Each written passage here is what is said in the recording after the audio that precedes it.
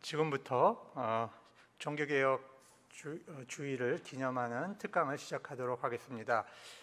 첫 번째 강의는 초대교회의 선교와 신앙입니다. 종교개혁자들은 종교개혁을 하기 위해서 성서와 초대교회로 돌아가자 이런 말을 했습니다.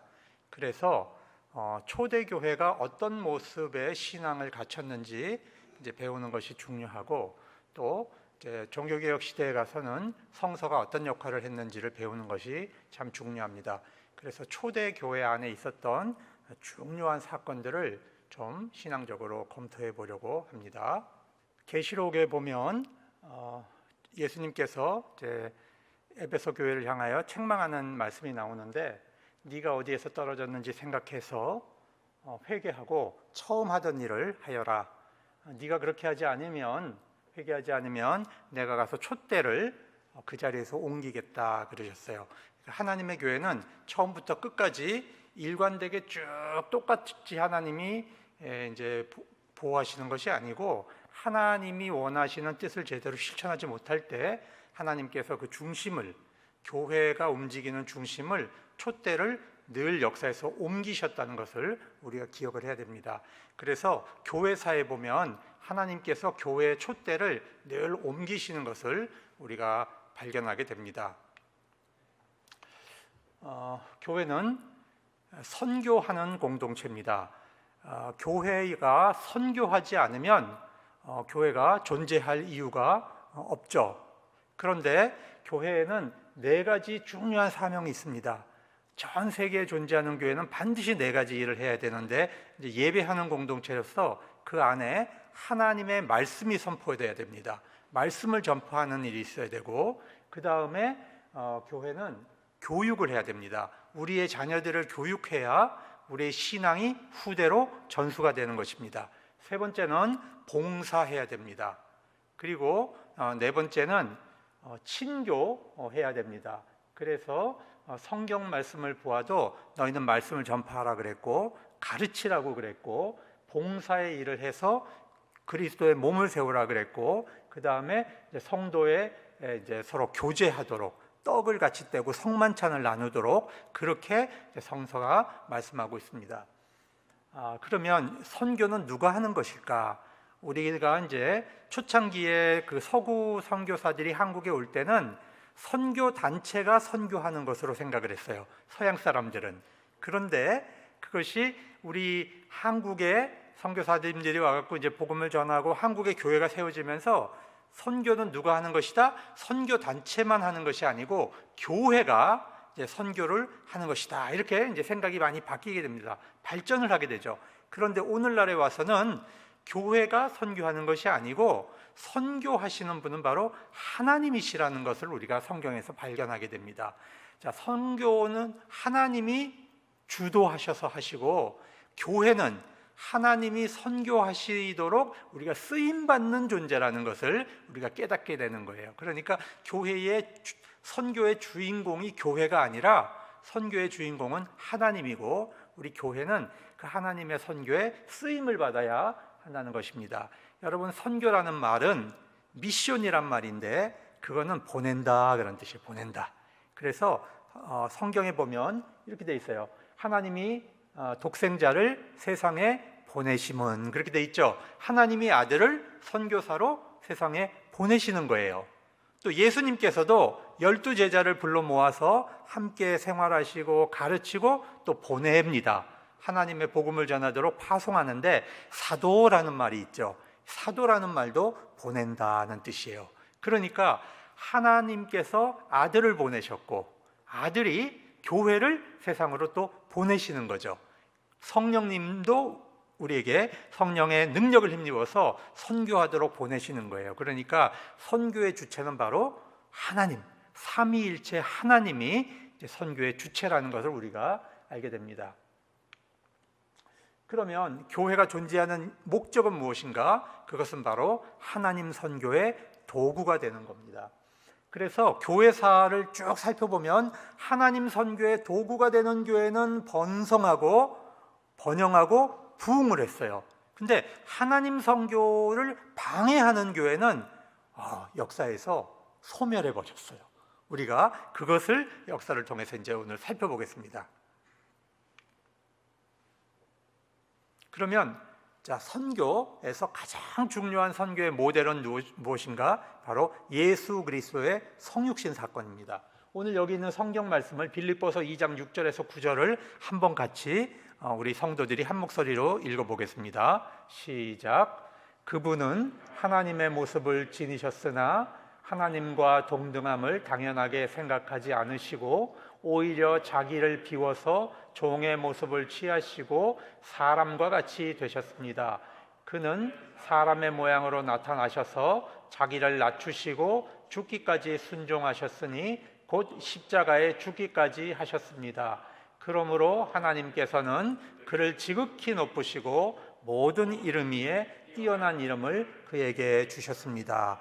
그러니까 이게 제일 좋은 선교 방식인데, 하나님께서 우리에게 선교하시기 위해서 예수님이 성육신에서 오신 이 선교 방법을 교회는 그대로 따라가야 돼요.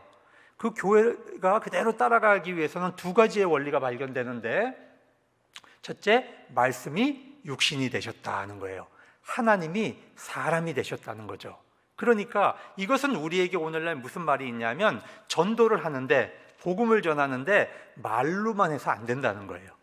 말로만 복음을 전했을 때도 막 복음을 받아들여질 때가 있었어요. 초창기에는. 지금은 그렇지 않아요. 지금은 복음으로 전해지는 말씀을 안 들어본 사람은 대한민국에 거의 없을 거예요. 교회 안 나가는 사람의 막 90%는 교회 한 번씩 다녀본 경험이 있어요. 그래서 이제는 말로만 전도가 안 되고 뭘로 가야 되냐면 이 복음이 우리 삶으로 나타나야 돼요. 그러니까 육신으로, 말씀이 육신이 되셨다는 얘기는 우리의 전도가 뭘로 나타나야 된다? 우리의 삶으로, 우리의 행동으로, 우리의 봉사로. 이 안에서 우리가 복음을 증거하지 않으면 예수 믿고 구원받으세요, 이 말로는 이제 전도가 안 되는 시대가 되었다. 우리가 이걸 잘 깨달아야 됩니다. 그러니까 전도하기가 더 어려워진 거죠. 우리 성도들이, 한국교회 성도들이 삶으로 복음을 전하지 않으면 그 복음이 뭐가 되냐면 싸구려 복음이 돼요. 값싼 복음이 돼요. 근데 오늘날 현대인들이 얼마나 먹을 게 많고 얼마나 좋은 게 많습니까? 값싼 거는 안 받아요. 값싼 복음은 안 받습니다. 값비싼 복음을 받는데, 이 값비싼 복음에는 뭐가 들어간다? 거기는 희생이 들어가는 거예요. 예수님의 피가 들어가듯이 우리의 삶과 희생과 섬김이 들어간 복음이어야, 그때야 사람들이 마음을 열고 귀를 기울이게 되는 거죠. 그러니까 이제는 우리가 선교를 생각할 때 예수 믿으세요? 이렇게 쉽게 생각하면 안 되는 거죠. 오늘날 복음은 뭐가 들어가야 된다? 우리의 삶이 반드시 들어가서 값비싼 복음이 되어야 이제는 선교할 수 있다. 이것을 우리가 이제 첫 번째 원리로 삼아야 돼요. 두 번째는 하나님께서 사람이 되셨어요. 이거는 하나님의 문화가 있는데, 삼위일체 안에 하나님의 문화가 있는데 그걸 다 포기하고 사람이 갖고 있는 문화 안으로 들어오셨어요. 그러니까 선교는 어떤 것이냐 하면 내 문화를 고집해서 내 문화 안으로 들어오게 하는 게 아니고 그 사람이 가지고 있는 문화 안으로 내가 들어가야 되는 거예요.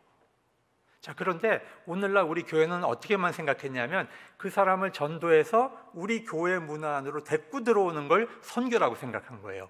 근데 이제는 그게 힘들다는 거예요. 그래서 사람들이 살고 있는 그 문화 안으로 그 사람의 문화를 이해해서 들어가야만 선교가 되는 거죠.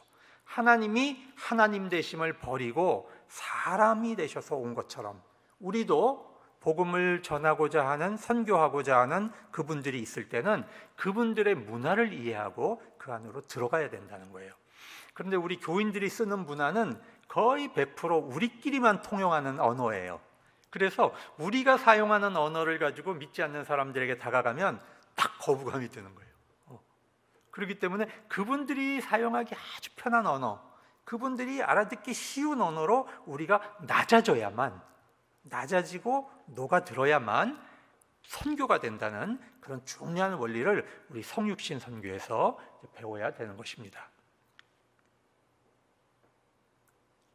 그래서 삶이 드러나지 않고 우리가 돈으로만 선교하고 프로그램으로만 선교하면 이제는 선교되지 않는다. 그걸 우리가 좀 생각을 해야 됩니다. 자, 여러분, 이게 무엇일까요? 자, 이게 무엇일까요? 이거는 무슬림 있죠. 무슬림, 이슬람 믿는 사람을 우리가 무슬림이라 그래요. 그 무슬림의 가장 중요한 중심지, 센터, 이거를 메카라고 하는 것입니다. 이 메카는 어디에 있냐면 사우디아라비아에 있고요. 여기서 이제 마호메트, 무슬림의 창시자인 마호메트가 태어난 곳이 이 무슬림의 가장 중심지입니다.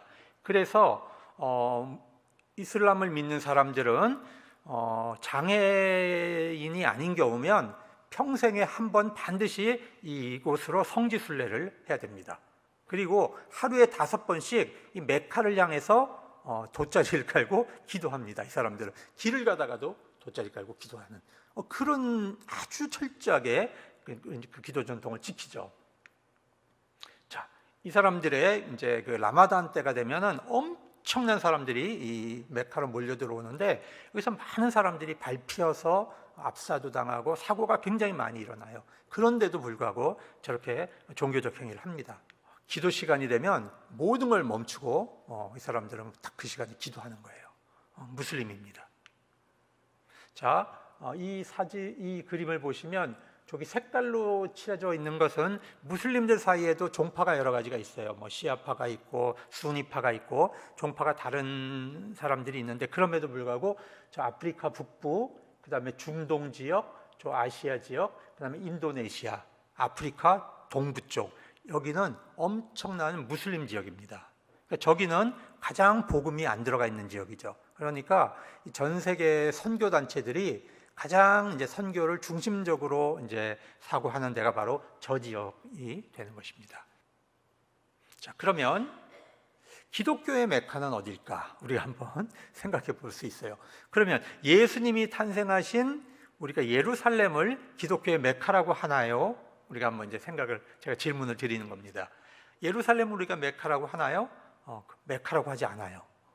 오늘날 봐도요, 여러분 저기 보이는 2개의 둥근 금색 이제 어떤 상징물이 있는데 저쪽 편의 상징물은 여러분 저건 바로 이슬람 사원이에요. 저 자리가 바로 솔로몬 성전이 있던 자리고 구약으로 가면 아브라함이 이삭을 하나님께 번제로 바치려고 했던 그 장소가 바로 저 자리입니다.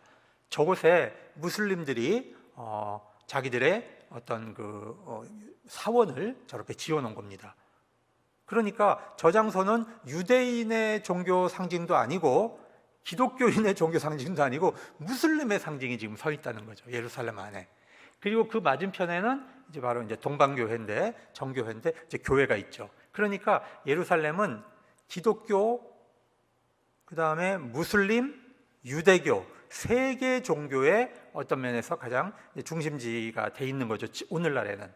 자, 그렇기 때문에 우리가 예루살렘을 메카라고 하실 수가 없습니다. 메카라고 할 수 없어요. 자, 그러면 우리가 이 빌립보, 바울이 선교에서 복음을 전해서 교회를 세웠던 빌립보 교회는 지금 다 패망하고 약화돼서 사라졌어요. 자, 저기는 지금 터키 땅이 돼버렸죠. 그래서 터키 땅에 있는 동방정교회는 이제 상당히 박해도 받고 이제 남한은 있지만 그러나 바울의 중요한 선교지들이 다 이제 폐허가 돼버린 겁니다. 그러면 왜 하나님이 계시는데 교회가 저렇게 없어졌을까? 우리가 그 마음속에 한번 생각을 해볼 필요가 있다는 거죠. 자, 그다음, 자, 이 아덴, 바울이 선교하던 아테네. 자, 저기도 여러분 지금은 기독교인의 땅이 아니에요, 그렇죠? 예.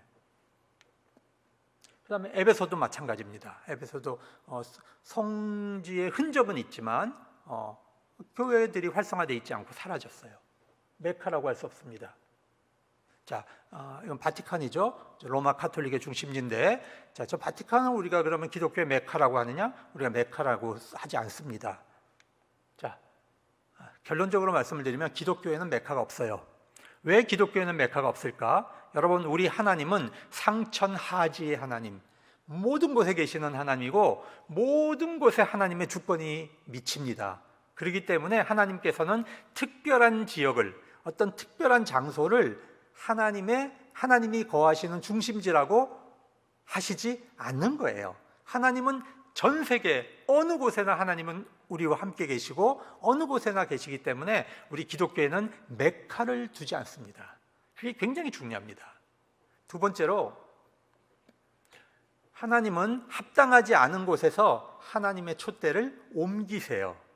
한때는 유대민족이 하나님의 선교를 담당했죠. 그러나 지금은 유대민족이 하나님의 선교를 담당하지 않아요. 그 다음엔 그리스 로마 문화에서 복음이 전파됐죠. 그 다음에 게르만 민족으로 넘어갔죠.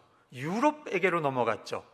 오늘날은 또 그 중심지가 아시아, 또 한때는 우리 한국이 굉장히 중요한 하나님 선교의 중심지가 됐어요. 그러니까 하나님께서는 이 선교의 중심지를 늘 촛대를 옮기시고 있다는 걸 우리가 기억해야 돼요.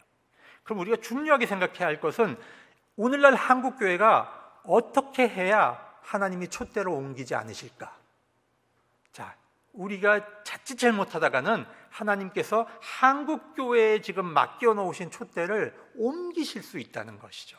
우리가 이런 위기감을 가져야 됩니다. 하나님의 뜻에 맞게끔 교회가 선교하지 않고 살아가지 않으면 하나님은 그것을 옮기신다는 거죠. 우리가 그것을 살펴보겠습니다. 자, 교회사의 이제 시대 구분을 하기 위해서 제가 이제 그림을 한번 만들어 봤는데, 여러분, 역사라고 하는 것은요, 교회사는 항상 복음이 문화 속에 들어가는 거예요.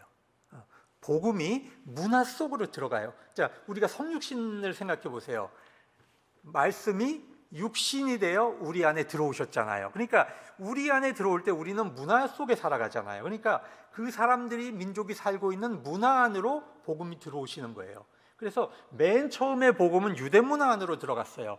그래서 예수님도 유대인이셨고요, 예수님의 12제자도 유대인이었고요, 그 다음에 예루살렘 초대교회도 유대인들로 구성이 됐습니다. 자, 그런데 일정 정도 시간이 지나서 그 유대 문화가 멸망을 해버려요. 로마에 의해서. 그러면 이제 복음은 어디로 넘어가요? 그리스 로마 문명으로 들어갔어요. 그래서 우리가 헬라 문화로 들어가죠. 복음이 헬라 문화 안에서 이게 또 막 이제 활성화되어 있었어요. 그때 시대를 우리가 고대 시대라고 하는 거예요. 처음에는 초대교회 시대, 그다음은 고대교회 시대. 그리고 자, 이 게르만 민족, 야만인들이 이제 로마를 침범해가지고 서로마를 무너뜨렸습니다. 그리고 많은 족속들이 있었어요. 반달족도 있었고, 롬바르족도 있었고, 프랑크족도 있었고, 앵글족, 색슨족, 이런 다양한 족속들이 기독교인이 살고 있는 것을 이제 침범해 들어와서 멸망시켰죠. 그러니까 이때부터 교회는 어떻게 선교해야 되냐? 그 야만족들에게, 게르만족들에게 복음을 가서 전하기 시작을 했어요. 그래서 나중에는 저 북구라파에 있는 바이킹족들까지, 오늘날의 노르웨이, 스웨덴, 핀란드 이런 지역에 있는 바이킹족들에게까지 복음을 다 전해가지고 유럽 전체를 기독교화 시켰죠. 그 시대가 바로 우리가 중세시대라고 하는 거예요. 이때는 게르만 문화 안으로 복음이 이제 들어간 거죠. 자, 그것이 중세가 끝나고 나서는 중세 때까지 성서에 근거하지 않은 많은 전통들이, 성서적인 것이 아닌 사람 속에 있는 다양한 전통들이 교회 안에 들어와서 교회의 본질을 많이 흐려놨어요. 그래서 자기들이 지역에서 믿던 그 종교가 교회 안으로 들어와서 막 성인이 되기도 하고, 자기들이 이방 민족에서 섬기던 그런 신상들이 교회 안에 들어와서 무슨 거룩한 신상이 되기도 하고, 막 이런 비신앙적인 요소들이 많이 들어오니까 종교개혁자들이 그때부터 이제 성경이 출판되기 시작한 거예요. 성경이 번역되면서, 그래서 성경으로 돌아가자, 하나님의 말씀을 재발견하자, 복음을 재발견하려고 했던 운동이 바로 종교개혁 시대예요. 그래서 자, 복음의 재발견 시대죠. 그리고 나서 이제 18세기, 19세기에 가서는 이 서구 문화가 전 세계로 확장되면서 근대화의 문화를 타고 복음이 세계화되기 시작을 했죠. 전 세계로 선교 운동이 퍼져나갔고, 오늘날은 이제 이 포스트 모던 시대라 그래요. 이 포스트 모던 문화 안으로 이제 복음이 들어오는 거예요. 그래서 항상 복음과 문화가 만나면서 선교가 이루어진다. 자, 그래서 우리가 선교를 하려면 반드시 다른 사람의 문화 안으로 우리가 넘어가야 됩니다. 내 문화를 지키면 다른 지역에는 선교가 안 된다는 것을 우리가 이제 잘 생각해야 돼요. 자, 초대교회 시기에는 예수님이 움직이신 공간은 여기가 답니다. 예수님은 여기 밖으로 나가보신 적이 없어요. 가장 높이 가신 게 두로와 시돈 지방, 저 북쪽 저까지 가신 거예요. 그러니까 예수님이 움직이신 반경은 정말로 좁은 거예요. 그리고 자, 이제 초대교회 이야기를 좀 이제 하려고 하는데요. 초대교회가 우리는 하나의 신앙만 있었을 거라고 우리가 생각을 하는데 그렇지 않아요. 여러분, 저희가 예루살렘이라고 한번 생각을 해보시면 예루살렘 안에서 초대 기독교 공동체가 생겨요. 그런데 예루살렘 안에는 유대인들이 살고 있었어요. 그러니까 정통 유대인들이 이제 어떤 파벌이 있었냐면 우리가 알고 있죠. 바리새파가 있었고, 또 사두개파가 있었고, 또 열심당, 젤롯당이 있었어요. 그 다음에 에세네파가 있었어요. 자, 이 열심당, 젤롯당은 누구냐면 독립운동하는 사람들이에요. 칼을 품고 다니면서 로마에 협조하거나 로마에 이렇게 도움을 주는 사람은 가서 테러하고 민족을 독립시키려고 하는 독립운동을 하는 사람이 저 열심당, 젤롯당이라고 하는 거예요. 에세네파는 하얀색으로 제가 표시를 해놨는데 저 사람들은 속세를 떠나서 하얀 옷을 입고 하나님께 금식하고 기도하고 성경을 베끼면서 아주 분리된 경건을 살려고 했던 그런 사람들이에요. 우리가 이제 바리새인들은 또 잘 알죠. 성경을 있는 그대로 문자 그대로 지키려고 하는 사람들. 사두개파들은 좀 부자들이에요. 저 사람들은 그래서 부활이 없다고 이제 교리를 이렇게 변형시켜 갖고 믿었던 사람들이에요. 자, 저런 사람들이 유대교인인데 그 안에서 교회가 생겨난 거예요. 자, 예루살렘 교회 안에. 예루살렘 교회 안에는 두 가지 종류의 사람들이 예수를 믿었어요. 유대인은 유대인인데 그 지역에서 태어나서 그 지역의 문화를 갖고 예수 믿는 사람들, 거기를 히브리파 교인이라 그랬어요. 그런데 유대인은 유대인인데 아버지, 엄마, 이런 할아버지 이런 사람들이 외국에 나가서 살다가 흩어진 디아스포라로 살다가 이분들이 이제 고향에 가서 살래. 그리고 돌아와서 사는 사람들, 헬라파라고 불렀어요. 그러니까 우리로 얘기하면 미국 가서 이민 살다가 그 자녀들이 이제 고국 가서 살고 싶어. 그래서 우리나라로 들어온 거죠.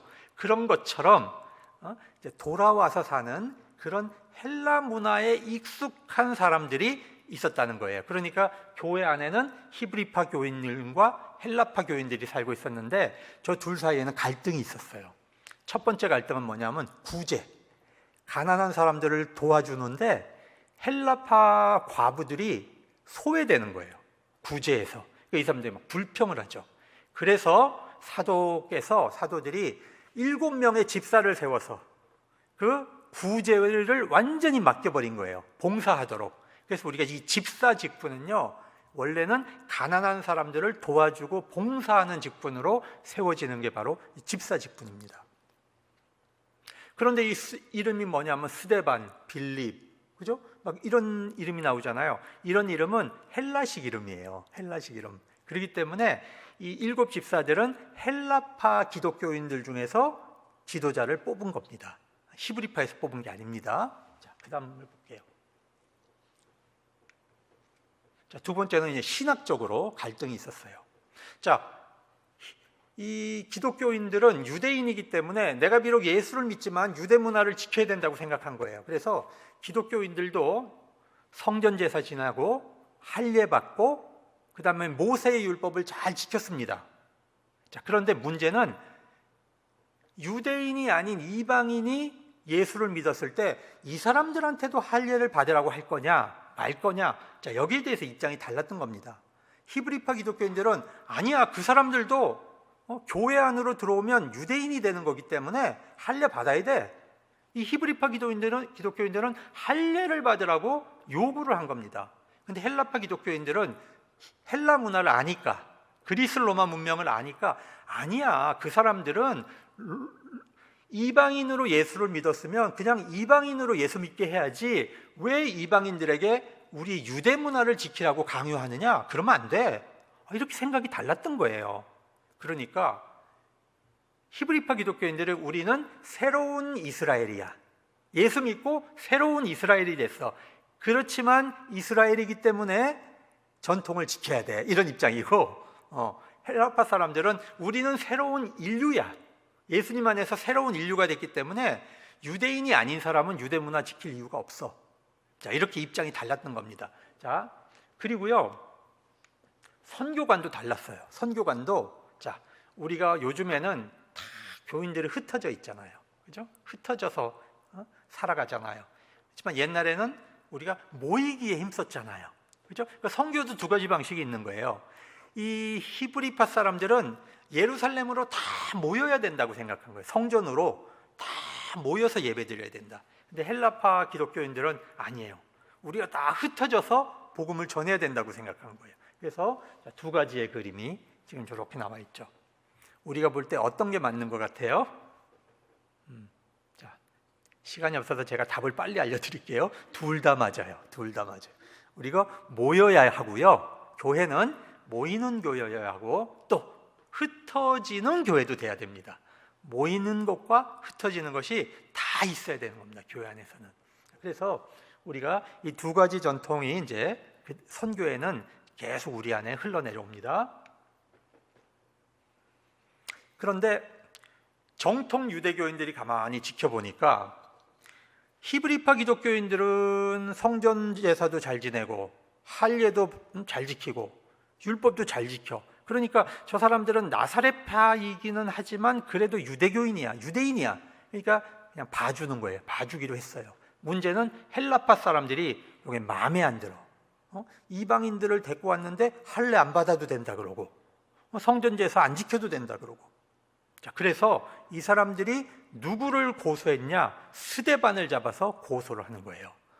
스데반을 잡아서 고소하는데 뭐라고 공격을 하냐면 고소 내용이 이렇게 말해요.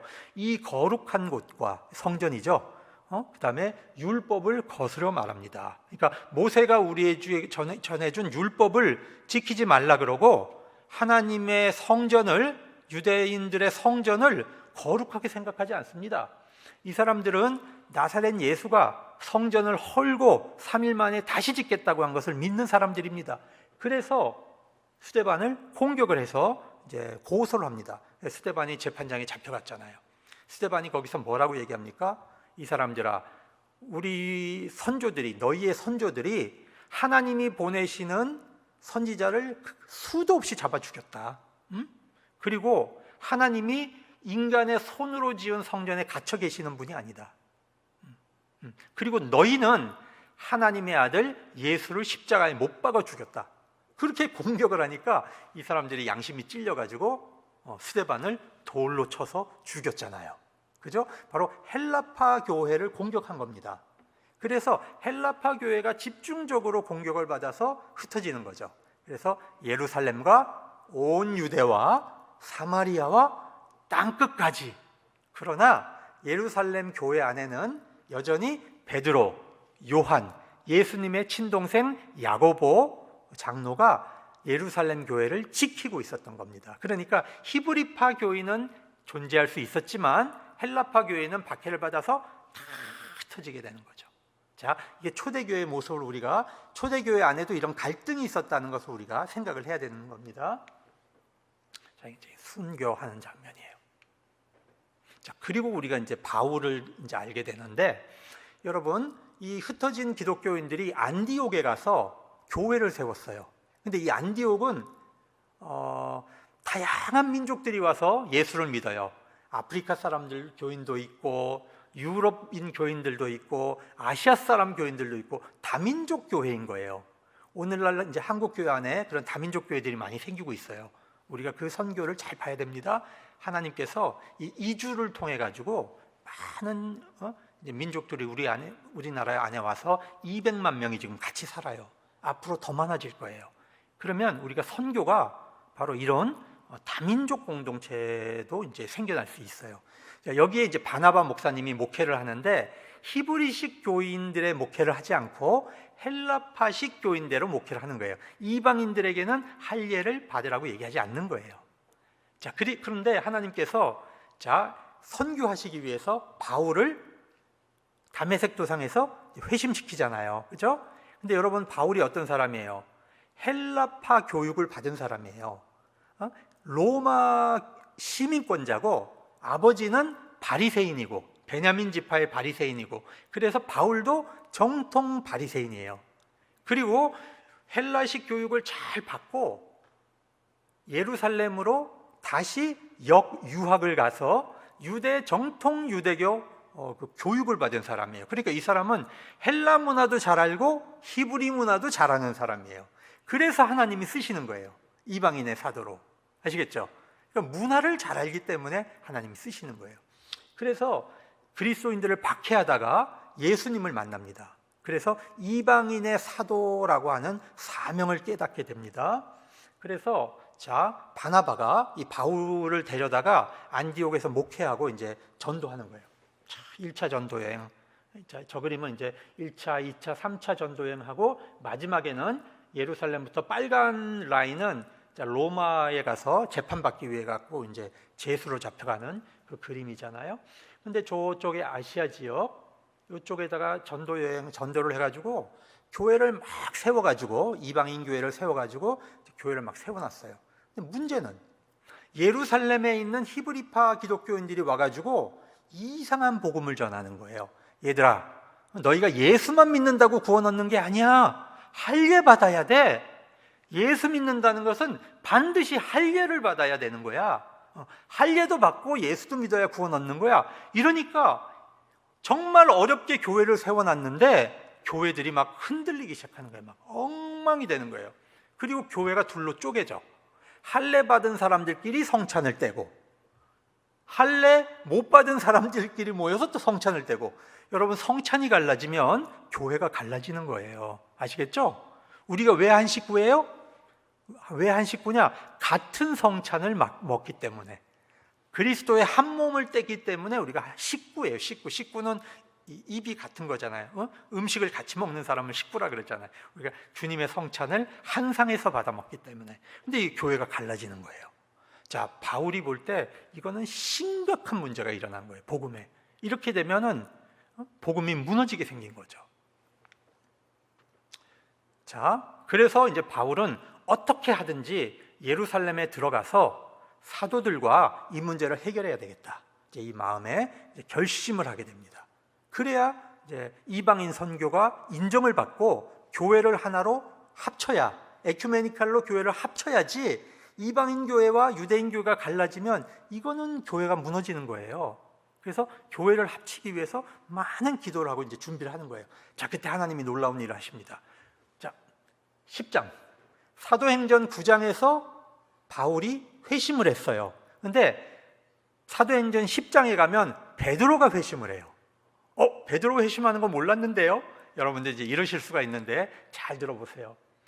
베드로가 이제 그 욥바에 있는 그 피쟁이 시몬의 집에서, 거기는 예루살렘이 아니에요. 이방인 지역입니다. 거기에 가서 이제 전통에 따라서 하루 3번 기도하잖아요. 그죠? 기도하는데, 기도할 때 하늘로부터 보자기 같은 것이 내려왔어요. 그죠? 우리가 다 알고 있는 얘기입니다. 그 안에는 율법적으로 먹어서는 안 되는 그런 부정한 짐승들이 가득 담겨 있었어요. 기는 거, 비늘 없는 거. 그러니까 근데 음성이 들리는 거예요. 하나님이 먹어라. 베드로야, 먹어라. 일어나 먹어라. 베드로가 뭐라 그래? 하나님, 내가 이런 걸 먹어본 적이 없습니다. 내가 어떻게 율법을 어깁니까? 못 먹습니다. 여러분, 지금 누가 말씀하시는 거예요? 하나님이 말씀하시는 거예요. 근데 지금 뭐 때문에 못하겠다는 거예요? 전통 때문에 못하겠다는 거예요. 여러분, 우리가 잘 생각해야 돼요. 하나님의 음성이 들려오는데 우리가 내가 가지고 있는 전통 때문에 하나님의 말씀을 거역하는 경우가 많은 거예요. 심지어는 예수님의 수제자 베드로까지도 이런 오류에 빠져 있었으니 우리는 얼마나 많은 오류를 저지르겠어요. 하나님의 말씀이 들려올 때 우리 전통이 굴복해야 돼요. 이게 종교개혁 전통이에요. 근데 지금 베드로가 못하는 거예요, 그걸. 그러니까 하나님께서 두 번째 보여주셨어요. 먹어라. 못 먹습니다. 세 번째, 이때 베드로가 뭔가 깨달음이 생겼죠. 여러분, 베드로는요, 하나님이 세 번 말씀하시면 꾹 죽어요. 왜 그랬죠? 다 죄가 있어요. 죄가 옛날에 과거가 있어요. 그죠? 무슨 과거가 있었어요? 닭 울기 전에 예수님을 세 번 부인했잖아요. 그러니까 하나님이 세 번 말씀하시거나 예수님이 세 번 말씀하시면 베드로는 꾹 죽게 돼 있어요. 여러분, 그 요한복음 21장에 보면 디베라 바닷가에서 사도직 다 포기하고 물고기 잡았잖아요. 베드로가 완전히 그냥 좌절해가지고 예수님이 오셔가지고 시몬의 아들 요한아, 네가 나를 사랑하느냐? 몇 번 물었어요? 세 번. 그래서 베드로가 사명을 회복하잖아요. 치유받고. 자, 이때도 세 번 음성을 들린 다음에 로마 백부장의 집에서 종이 와서 우리 집에 와서 하나님 말씀 전해주세요. 예전 같았으면 절대로 못 갔죠. 그런데 이 환상을 보고 나서 깨달아졌어요. 아, 하나님이 이방인에게도 복음을 전하려 하시는구나. 그래서 이 자기 민족의 원수인 로마 군인의 장교의 집에 가서 복음을 전하는데 거기 성령이 떨어졌어요. 정말 놀라운 걸 경험한 겁니다. 자, 유대인들이 오순절 다락방에 모여서 기도할 때 성령이 떨어졌는데, 자, 이번에는 다른 케이스예요. 이방인들이 하나님의 말씀을 들을 때 성령이 떨어져요. 그러니까 누가복음의 신학에는 어떤 게 나오냐 하면 성도는 말씀과 기도로 거룩하여진다. 성도가 성도의 삶을 사는 것은 말씀과 기도가 반드시 있어야 된다. 그렇죠? 자, 이거는 베드로가 보는 환상이죠. 그래서 고넬료의 집에 가서 말씀을 전하는데 여기 성령이 떨어졌어요. 자, 이런 체험을 이미 했습니다. 그러니까 이제 바울과 바나바가 이방인 디도를 데리고 이제 예루살렘 교회를 방문하고 찾아왔어요. 그래가지고 사도회의가 열립니다. 사도들끼리 모여갖고 이제 회의가 열렸어요. 자, 오늘 읽은 본문 말씀이 바로 그 장면이에요. 자, 그래서 교인들이 다 있고 사도들 모이고 교회 장로님들, 지도자들 모이고 바울, 바나바도 이제 참여합니다. 자, 회의가 시작됐는데 이때 베드로 사도께서 자리에서 일어나셔가지고 오늘 읽은 본문 말씀을 얘기하시는 거죠. 제가 다시 한번 읽어드리면 이렇게 돼 있어요. 사도와 장로들이 이 일을 의논하러 모여 많은 변론이 있은 후에 베드로가 일어나 말하되, 형제들아, 너희도 알거니와 하나님이 이방인들로 내 입에서 복음의 말씀을 들어 믿게 하시려고 오래전부터 너희 가운데서 나를 택하시고 또 마음을 하시는 하나님이 우리에게와 같이 그들에게도 성령을 주어 증언하시고 믿음으로 그들의 마음을 깨끗이 하사 그들이나 우리나 차별하지 않으셨다. 자, 이게 바로 고넬료 경험을 한 거죠. 하나님께서 사도행전 10장에서 이 베드로의 신학을 고쳐주신 거예요. 전통을 중요시하고 복음을 약화시키는 이 신학을 깨뜨리고 고쳐주셨기 때문에, 자, 사도행전 15장에서 바울과 베드로가 만나서 하나의 교회를 만들 수가 있었던 거죠.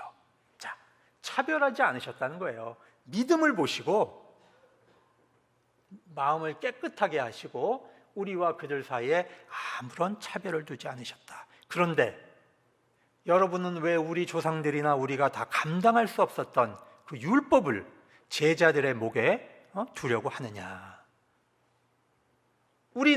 우리가 주 예수의 은혜로 구원을 얻는다면 그들도 똑같이 마찬가지로 은혜로 구원을 얻는 줄로 믿습니다. 이렇게 설교를 해요. 그러니까 거기 모여있는 사람들이 뭐라 그랬어요? 아멘 해야지 뭐. 지금 누가 말씀하시는 거예요? 지금 베드로 목사님 말씀하시는 거니까 아멘 하죠. 이렇게 해서 이 문제가 깨끗하게 정리가 돼버렸죠. 그래서 할례 받아야 된다는 신학이 아니고 오직 예수를 믿으면 은혜로 구원받는다는 신학이 이 초대교회에 정립이 된 겁니다. 그러니까 믿음으로 구원 얻는다는 신학이 종교개혁자들의 신학이 아니고 이미 언제부터? 초대교회부터 사도들 회의 안에서 이미 결정이 됐다는 거죠.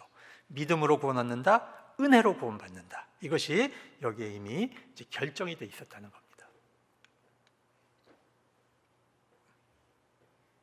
자, 그 대신 사도들이 이제 이방인 교회를 향해서 4가지를 요청합니다. 자, 여러분들에게 할례 받으라고 우리가 요구하지 않겠습니다. 그러나 이거는 좀 지켜주세요. 첫 번째, 우상 숭배하는 거 하지 말고, 그 다음에 음행하지 말고, 목매어 죽인 거 먹지 말고 피를 좀 멀리 해주세요. 이건 구원과는 관계가 없어요. 그러나 유대 문화는 이런 거를 아주 싫어합니다. 그러니까 여러분과 우리가 같이 성만찬을 떼야 되는데 여러분들이 이런 걸 하고 있으면 유대인들이 참 힘듭니다. 그러니까 형제 여러분들이 이런 거를 좀 조심해 주시겠습니까? 그러니까 이방인 교회들이 좋아요, 우리가 그거 지켜드리겠습니다, 이렇게 받은 거예요. 근데 나중에 이제 그 사도 바울의 편지를 보면 2가지는 굉장히 못하게 합니다. 우상 숭배와 음행은 바울이 굉장히 야단을 치고 꾸짖는데, 피 먹는 거, 목매어 죽인 거 먹는 거, 이거는 언급을 안 해요, 사도 바울이. 그러니까 사도 바울은 더 너그럽게 한 거예요. 단 음행과 그 다음에 우상 숭배는 그건 10계명에 위배되는 거기 때문에 그거는 못하게 한 거죠. 자, 이렇게 해서 예루살렘 교회는 이방인 교회에게 뭘 가르쳤어요? 성결을 가르쳐줬어요. 윤리를 가르쳐줬어요. 자, 이방인 교회는 예루살렘 교회를 향하여 선교를 하기 위해서는 여러분의 문화를 넘어가야 됩니다, 이거를 가르쳐준 거예요. 이렇게 해서 이방인 교회와 예루살렘 교회가 서로 친교의 악수를 하고 이제 교회가 하나가 된 겁니다. 이제 성만찬을 같이 떼게 된 겁니다. 자, 이게 얼마나 놀라운 사건인지 몰라요. 만약에 하나님께서 성령의 역사를 통해서 이방인 교회와 유대인 교회를 하나로 묶어놓지 않았으면 우리 세계 교회사는 완전히 달라졌을 거고 세계 선교는 불가능해졌을 겁니다. 자, 그러면 이제부터는 유대 기독교, 유대인들의 기독교, 히브리파 기독교는 어떻게 됐는지를 한번 제가 이제 교회사적으로 설명드리겠습니다. 1966년에 유대인들이 자기들의 지역을 점령하고 있는 로마 군인을 공격을 합니다. 왜냐하면 이 가이사라 지역에 이제 주둔하고 있었던 그 로마 군인들이 회당에 들어가서 그 자기들의 황제 신상을 세워놓고 그 성전을 막 모독을 하고 그랬어요. 그러니까 유대인 청년들이 그 모독을 견디지 못해서 우리를 종으로 삼고 뺏어가는 건 우리가 참겠다, 그러나 하나님을 모독하는 건 우리가 못 견디겠다, 그래갖고 전쟁을 일으킵니다. 독립전쟁을 일으킵니다. 그 전쟁이 굉장히 오랫동안 지속이 됐어요.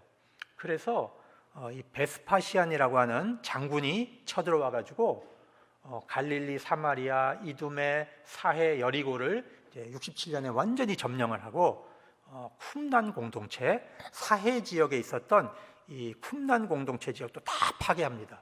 자, 이제 사진을 좀 보여드릴게요.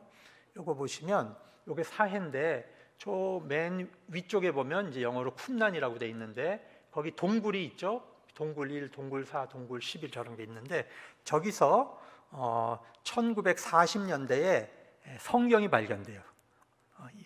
1세기 때 기록된 구약 사본이 이제 발견이 돼서 우리가 성경을 읽는데 원어를 성경 원본을 가깝게 추적하는데 굉장히 도움이 되는 사본이 이제 나와요. 근데 저때 저쪽에 살고 있었던 사람들이 다 묻은 거예요, 땅에다가. 왜? 로마 군인들이 쳐들어오니까 땅속에 묻었고 저기서 다 몰살됩니다, 로마 군인에 의해서. 자, 이런 모습이고요. 이게 이제 사해 사본이에요. 네. 그리고 이제 그 베스파시안이 이제 황제가 된 다음에 티토스라고 하는 장군을 다시 보내서 이제 또 예루살렘을 이제 두 번째로 공격을 하는데 이때는 예루살렘 성전을 완전히 파괴시킵니다. 돌 위에 돌 하나 남기지 않고 예수님의 말씀대로 성전이 완전히 무너지고 유대인들은 남자들은 거의 사육당했고 여자와 어린아이들은 잡혀서 이제 노예로 팔려갑니다. 정말로 비참하게 전 세계로 흩어지게 되죠. 근데 이때 한 1000명 가까운 사람들이 이 로마 군인들하고 항전을 하기 위해서 마사다라고 하는 지역으로 들어갑니다. 그렇게 해서 3년 동안 이 어마어마한 로마 군인들하고 1000명이 3년간을 전쟁을 해요. 정말 지독한 사람들입니다. 그래서 74년에 이제 정복이 되는데, 여러분 이때 정복될 때 어떻게 했냐면 성경에 보면 자살은 죄라고 돼 있거든요. 유대인들이 이제 자살하는 건 죄로 여겼기 때문에, 자, 이 사람들이 들어오면, 로마인들이 들어오면 남자들은 다 죽일 거고 여자들은 욕을 보일 거고 어린아이들은 잡아다가 노예로 쓸 거다. 그렇기 때문에 우리가 우리 가족부터 다 죽이자. 그렇게 해서요, 남자들이 먼저 자기 가족을 다 죽입니다. 다 죽이고 그 다음에 남자들끼리 제비뽑기를 해요. 그렇게 해서 한 사람이 9명을 죽여요. 그리고 그럼 자살이 아니잖아요, 그죠? 다른 사람이 나를 죽여주는 거니까 자살이 아니잖아요. 또 남은 사람들은 또 제비뽑기를 해서 차츰차츰 죽여나가고 맨 마지막에 남은 한 사람이 자결을 해요. 이렇게 해서 로마 군인들이 들어왔을 때는 전부가 자결을 해서 한 명도 투항하지 않는, 그렇게 이제 잔인한 저항을 하는데, 저기가 바로 마사다 고지입니다. 저게 바로 이제 헤롯 별장이 있었어요. 이거는 바로 이제 그 로마 10분단 마사다라고 하는 영화에 나오는 장면인데, 그 당시에 이제 최강의 로마 부대들이, 로마 특수부대가 저기를 이제 공격하러 들어가는 겁니다. 자, 그래서 발굴 현장에 이제 그 당시에 죽었던 사람들의 이제 시신 모습, 이런 것들이 나왔고요. 이 티투스가 이제 그 나중에 황제가 되는데 이제 개선문을 세우는데, 그 개선문 안에 이런 이제 조각품이 있어요. 그러니까 성전에 있는 집기들 있죠. 성전의 집기들 다 지금 이제 약탈해서 싣고 가는 이제 그런 장면입니다. 자, 중요한 것은 이렇게 됐을 때 유대인들은 성전을 중심으로 신앙생활을 했는데, 유대 기독교인들조차도 할례와 성전을 중심으로 뭉쳤는데 성전이 없어졌어요. 자, 그러면 이제 기독교인들은 어떻게 해야 됩니까? 유대 기독교인들은 중심지가 흩어졌잖아요, 그죠? 바로 그 시기에 마태복음이 기록이 되는 거예요. 그리고 이 마태복음은 그 안디옥 지역에 있었던, 시리아인데 지금은 이 안디옥 지역에 있었던 유대인 기독교인들을 중심으로 기록이 되는 겁니다. 그래서 마지막에 결론이 나와 있어요. 예수님이 뭐라고 하셨는가? 이 사도들이 이제 이걸 생각을 해볼 때, 그래서 마태복음 맨 마지막에 이제 뭐라고 나와 있냐면 제가 읽어드릴게요.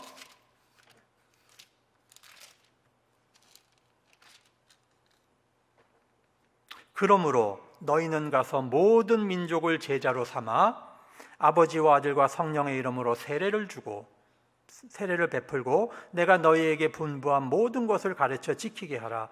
볼지어다 내가 세상 끝날까지 너희와 항상 함께 있으리라. 자, 성전이 없어도 어떻게 하라고요? 선교하라고. 선교하면서 그리스도 신앙 공동체의 정체성을 지켜야지 성전을 붙들고 예수 믿으면 안 된다는 거죠. 자, 성전이 없어도 어떻게 하신다고요? 내가 너희와 항상 함께 있으리라. 예수님이 임마누엘의 하나님인 것을 여기도 보여주시고, 마태복음 맨 앞에서도 예수님의 이름을 임마누엘이라 그러잖아요, 그죠? 예수님이 항상 너희와 함께 있으리라. 이제 성전이 없어졌어도 너희가 선교하는 공동체로 살아가라. 이게 예수님께서 우리 교회에게 주신 사명이 되는 것입니다. 그래서 유대 공동체는요, 역사에서 없어졌어요. 유대 신앙 공동체는 없어졌어요. 그러나 누가 살아남았죠? 이방인 신앙 공동체가 살아남아서 그리스 로마 문화 안으로 들어가서 복음을 전하고 선교해서 이제 교회가 넓게 세계로 확장되기 시작하는 겁니다. 자, 결론입니다. 여러분, 우리의 구원은 전통에서 오는 게 아니에요, 그죠? 전통에서 오지 않아요. 우리의 구원은 은혜로, 믿음을 통하여 은혜로 구원받는다라고 하는 것이 초대교회부터 확립된 신앙 노선이라고 하는 것을 우리가 이제 기억해야 되고요. 자, 히브리파 교회, 전통에 묶여 있었던 히브리파 교회는 역사에서 어떻게 됐다고? 소멸했다고. 자, 하나님이 촛대를 처음에는 유대 문화 안에서 복음을 전하게 하셔서 유대 문화를 쓰셨는데, 자, 그거를 못 넘어가고 복음을 문화 안에 가두어 두니까 하나님께서 어떻게 했어요? 그걸 깨고 이 복음을 다른 문화로 더 확장시키시면서 유대적인 기독교는 역사에서 소멸돼 버렸다. 그렇지만 유대 기독교는 이방인 기독교인에게 뭘 가르쳐줬어요? 성결, 윤리, 성결하게 살아야 된다는 좋은 교훈을 또 남겨줬다는 것입니다. 그 다음에 자, 바울과 베드로는 하나님의 선교가 어디로 가고 있다는 것을 똑바로 본 사람들이에요. 그렇죠? 하나님께서 바꿔주셨어요, 신학을. 그래서 유대교 전통에서 자, 이방인의 사도가 됐고, 베드로는 유대 기독교인이었는데 이방인 선교를 인정하고 서로 하나가 될 수 있는 사람으로 바뀌었고, 그래서 우리는 성령의 음성을 항상 들어야 됩니다. 우리 문화에 갇히지 말고 복음이 문화를 넘어서 갈 수 있도록 우리 것을, 우리 문화를 벗어버릴 줄 아는, 자, 그런 자세가 굉장히 필요해요. 자, 우리 안에는 다양한 생각, 다양한 은사, 다양한 봉사가 있는데 이거를 하나님의 뜻에 맞게 사용하지 않으면 싸움이 일어나고 갈등이 일어나는 거죠. 그래서 누가 일을 열심히 하느냐, 그거가 중요하죠. 그러나 그것보다 더 중요한 게 하나님의 뜻에 맞게 일을 해야지, 하나님의 뜻에 안 맞게 열심을 내는 것은 오히려 도움이 안 돼요, 교회에. 그래서 우리가 열심을 내되 하나님의 뜻이 어디 있는지를 우리가 항상 볼 수 있는 그런 눈이 있어야 된다. 그 다음에 내 생각이 옳은 것 같지만 교회와 선교에 유익한가, 나에게 유익한가, 교회에 나에게 유익한 것이 교회와 선교의 유익을 방해한다면 뭘 포기해야 돼요? 나의 유익을 포기해야 돼요. 근데 많은 교회 안에서 오늘날 내 유익을 교회와 선교의 유익보다 먼저 찾기 시작하면, 자, 거기에는 교회가 희망이 없어지죠. 우리 한국교회의 위기도 거기에 있다고 생각을 해요. 비록 교회가 가난하고 힘들었어도 교회와 하나님의 뜻을 먼저 생각하는 교인들이 많았을 때 그 교회는 희망이 있고 번창했지만, 교회가 아무리 크고 돈이 많고 사람이 많고 힘이 있어도 교인 각자가 자기의 유익을 먼저 취한다면 미래가 없는 그런 교회가 된다는 것입니다. 자, 우리 안에는 히브리파 노선이 있고 이제 바울 노선이 있어요. 그러면 자, 역사는 하나님께서 이 바울 노선을 통해서 하나님이 선교하셨다는 걸 생각하고 우리가 고집스럽게 자기 전통을 지키는 이런 것은 좀 이제 벗어나야 된다. 자, 이것이 우리 초대교회가 주는 교훈이라고 하겠습니다.